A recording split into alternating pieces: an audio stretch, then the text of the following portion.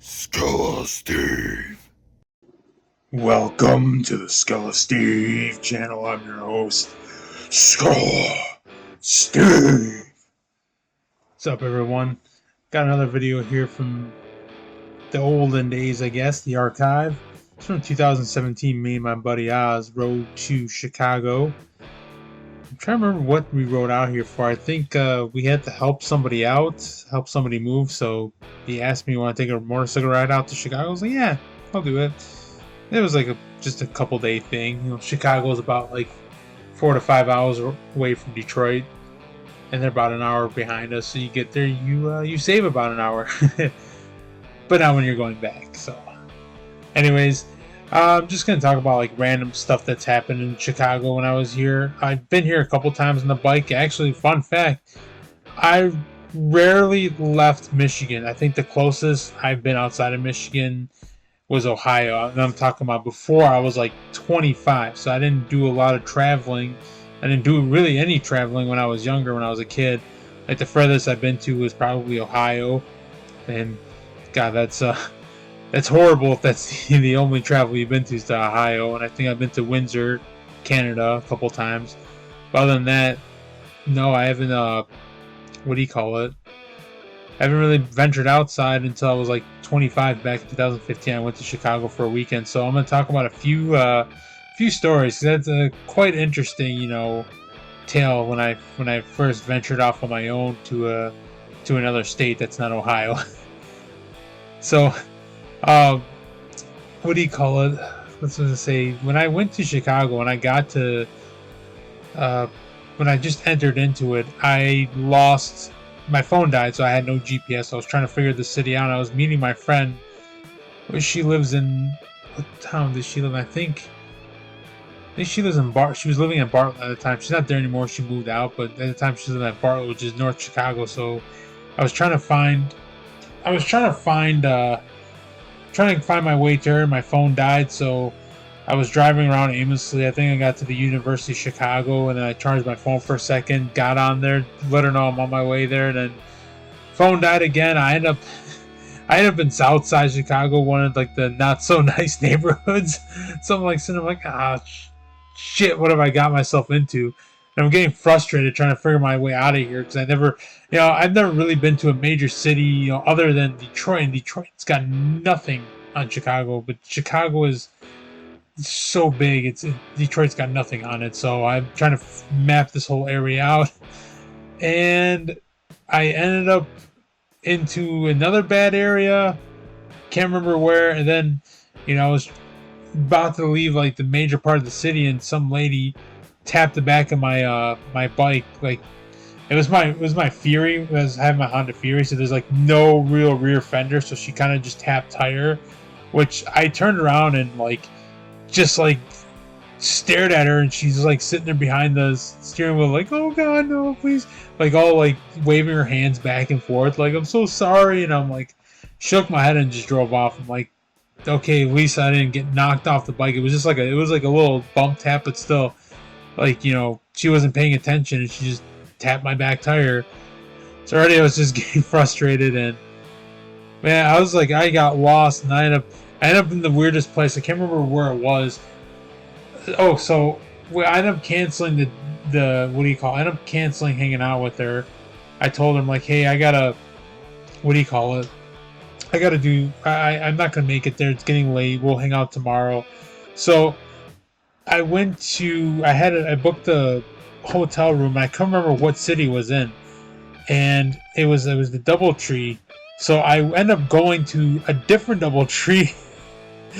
And then, first actually what happened was I went to this Mexican restaurant. This Mexican restaurant was so cool, and I wish I would have ate there, but it was like a Mexican restaurant / club, and it was like this place was like the size of like a living room, like a freaking 500 square foot living room, but somehow they're able to play club music in there, like Mexican Spanish speaking like club music, like just mad beats. And I'm like, what the hell am I getting in here? So I talked to DJ, barely spoke English, but he said, hey, he said yeah, you can go ahead and charge your phone. Like he hooked up my phone where he had his equipment, And then like I'm trying to figure out where the hell to go. Then the some of like the restaurant workers point me out to these people that are eating outside. So I went out there, and both of them high as hell, so they don't really know what they're talking about.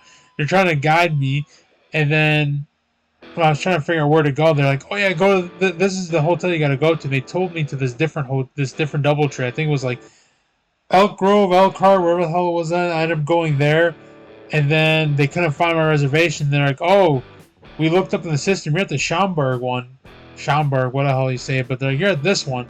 So I ended up going there. I'm like shit. I went to the wrong DoubleTree. So I ended up at the drive like distance. I don't know how far it was, but still, it was a pain in the ass. I didn't get to my hotel. It was like pretty late, like I think like 11, 12 o'clock at night.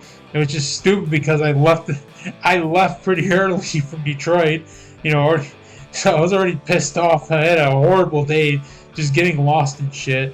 But second day, I did end up hanging out with her. It was pretty good. Then I went to see my family. They live right outside of Chicago too, so I went to go see them. So it would turn out to be a really good time, and I was happy. I said I had a few horrible mistakes, and it just it was funny. But I think it was funny when I left, right, and I end up going to this gas station that's right off the freeway, and I think it was like a Phillips 66. It's one of the bigger ones that has like Hardee's next to it. So, anyways, I go to this gas station to fill up, and I left my bike there, and I didn't feel I was being a lazy ass, and I should have known better. But I was like, I'll just leave my bike here. I'll go inside and go use the bathroom. So that's what I did. Went inside and used the pisser and came out, and when I came out there, I saw one guy waiting for my bike, and he was a member of an outlaw motorcycle club. So I was like, oh, yeah, let me move this, because it was like him and his buddies. And I think there was like, how it was like, there was 3 pumps in the diesel, and there was 3 of them. So there was 2 pumps, his buddies were occupying it, and he was waiting at the diesel pump for me to move. And I'm like, sorry, let me, get this out of the way here. Look at that. What the hell was that? That was horrible cornering, man. That was god awful, man. What the hell was I thinking right there? Jeez. Anyways, yeah, so that was fun, and I'm like, let me get the hell out of here before I end up having my head slammed into the cement there, or doused in gasoline. I mean, I doubt they'll do that, but still, I'm like, yeah, let me get the hell out of here. So yeah, like I said, I just figured I'd tell that. That wasn't this time though. That scenario didn't happen here. This was a couple years after the fact. That's like the first time when I rode out here by myself. Yeah, so after riding for 1 year, I rode for about 1,000 miles. Went to Chicago, rode around, came back. And I think I clocked in about 1,000 miles that weekend. I did a crap ton of riding for being only 1 year. I was like, yeah, man, this is pretty cool. Yeah, I was happy and good times, and I had a good time here. Hanging out with my buddy. We came out here.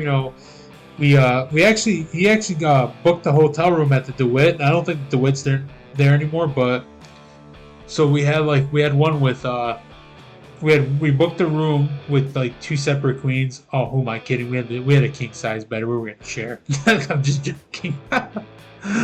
No, both probably in the comment section getting all excited now. Bolt bucket, jeez. All right. Anyways, like I said, yeah. So when we got to the hotel room, they're like, "Oh, sorry, we booked your room," and then we're like, "Well, what we can do is give you the suite." So this hotel's kind of weird because you can tell it used to be an apartment building. So they had like 1 or 2 suites, but when we walked up to the suite, it was like the only room on the floor, and as soon as you walked in, it looked like a 2-bedroom apartment. So we had each our own room.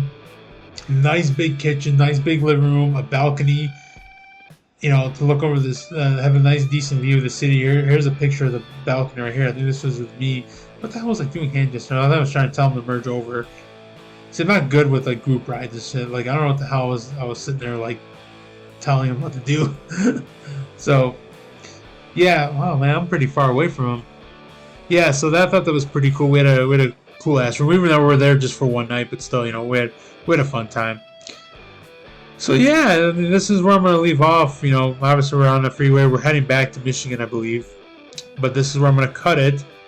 Make sure you guys like this video, comment, share it, and subscribe. And after you subscribe, don't forget to ring that guardian bell.